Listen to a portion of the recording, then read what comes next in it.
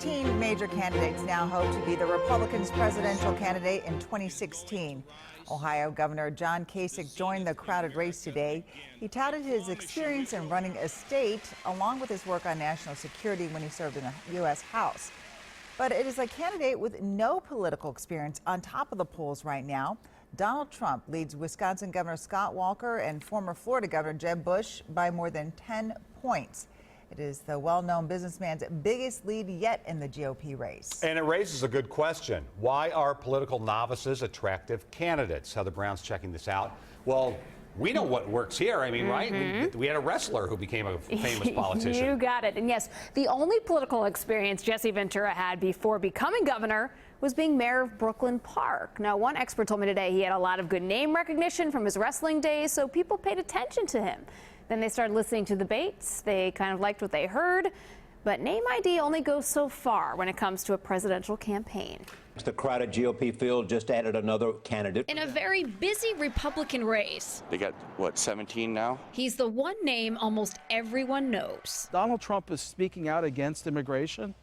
He's tapping into a very strong view among pretty conservative Republicans. He's polarizing. People just want to listen to what he's saying. How much of it are his views on immigration and how much of it is because he's a celebrity? You know, right off the bat, being a celebrity counts. The other Republican candidates have averaged a 6-point bump following their announcement before dropping back down. Trump's support jumped by 10 points and has continued to climb. The more the media has talked about Donald Trump, the higher he's gone in the polls. He's been on TV forever. It's just kind of one of those characters in the media. Everyone already knows his name. Being a non-politician matters, like with Ross Perot, if you can convert it into a political platform. We have got to stop sending jobs overseas. But then the scrutiny comes, and the media attention then starts to bring some heavy questions. You've got to be able to stand up to that and be seen as credible. Just about 4 years ago, businessman Herman Cain was leading the Republican race for president. This time around, Donald Trump has got a big advantage. He's not relying on money from anyone else. Do you think 6 months from now we'll still be talking about Donald Trump? We'll be talking about Donald Trump forever.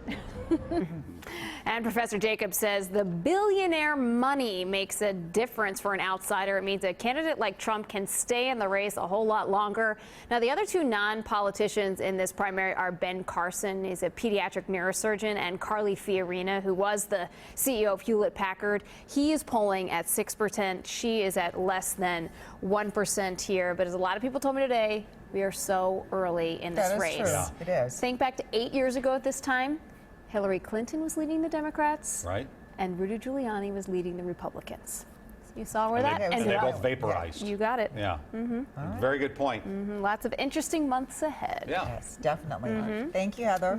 If you have a good question, please email us by going to WCCO.com/links.